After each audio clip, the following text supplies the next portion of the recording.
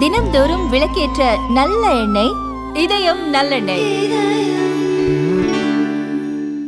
167 மன்னார்குடி சட்டமன்ற தொகுதியில் 3 பணிகள், 168 திருவாரூர் சட்டமன்ற தொகுதியில் 2 பணிகள், 169 நன்னிலம் சட்டமன்ற தொகுதியில் 3 பணிகள். முறையாக 13,85,000 நலத்திட்ட பணிகளை நான் துவக்கி வைத்திருக்கிறேன்.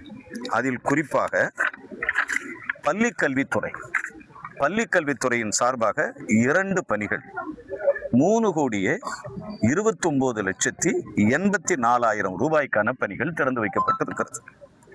ஊரக வளர்ச்சி மற்றும் ஊராட்சித்துறையின் சார்பாக 10 பணிகள் திறந்து வைக்கப்பட்டிருக்கிறது. 3,10,94,000 ரூபாய்க்கான பணிகள். உயர்கல்வித்துறையினுடைய அமைச்சர் நான் என்கிற முறையில் எனது துறையின் சார்பாக நமது திருவாரூர் மாவட்டத்தில் 2 பணிகள் திறந்து வைக்கப்பட்டிருக்கிறது. 6,25,00,000 பணிகள் மேற்கொள்ளப்பட்டு திறந்து வைக்கப்பட்டிருக்கிறது. சமூக நலன் மற்றும் மகளிர் உரிமை தொகை 2 பயனாளிகளுக்கு 35 லட்சம் வழங்கப்பட்டிருக்கிறது. ஆக 16 பணிகள் 13 கோடி ரூபாய் ரொக்கத்திற்கான இந்த முதல் சுற்று என்னுடைய நலப்பணிகளை மாண்புமிகு ஆட்சித்தலைவர் அவர்களும், மாண்புமிகு நாடாளுமன்ற உறுப்பினர் அவர்களும், மாண்புமிகு சட்டமன்ற உறுப்பினர்களும் சேர்ந்து மக்களுக்கு தமிழகத்தினுடைய முதலமைச்சர் திரு சி. ஜோசப் விஜய் சார் அவர்களினுடைய ஆட்சியில் இந்த கட்டடங்களை இந்த மக்களுக்காக நான் அர்ப்பணிப்பதற்காக வந்திருக்கிறேன். இப்போ அதான் சொல்றேன்னே, பில்டிங்ஸ்னு கேட்கறத விட நான் மொத்தமா சொல்லி இருக்கிறேன். எல்லாமே பில்டிங்ஸ் தான். பட்டா மட்டும்தான் ஒரு 40 பேருக்கு, இன்னொரு இடத்துல ஒரு 15 பேர் கொடுத்துருக்கிறோமே தவிர மற்றதெல்லாம் பில்டிங்ஸ் தான். எல்லாம் பில்டிங் தான் திறந்திருக்கிறோம். தவிர அரசு பொறுப்பேற்றதுல மக்களுக்கு வாக்குறுதிகளை கொடுத்தாங்க. அந்த வாக்குறுதிகளை இப்ப இன்னும் நிறைவேற்றணும் மக்கள், ஏழை எளிய மக்கள் எதிர்பார்ப்பு இருந்துகிட்டு இருக்கு.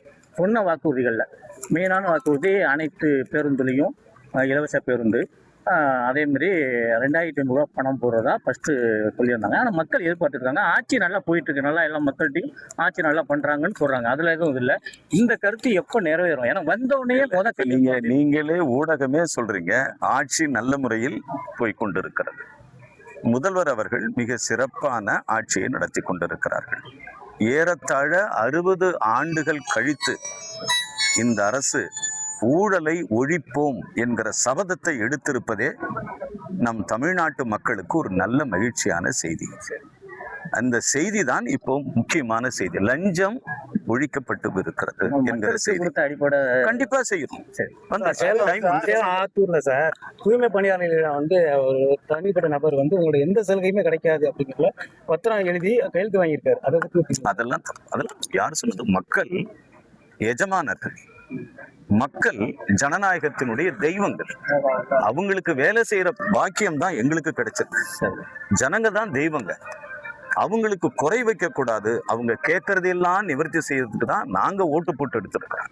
ஓட்டு போட்டு தேர்ந்தெடுக்கப்பட்ட எம்எல்ஏக்கள் ஒன்றும் எஜமானர்கள் இல்லைங்க, மக்கள் தான் எஜமானர்கள். அவருடைய தேவைகள், அவருடைய குறைகள், அவர்களுக்கு என்ன தேவைகளோ அதை செஞ்சு கொடுக்கறது தான் எம்எல்ஏ, எம்பி. அதை முதல்வர் விஜய் சாருடைய அரசாங்கம் சிறப்பா செய்யுங்க. நன்றி.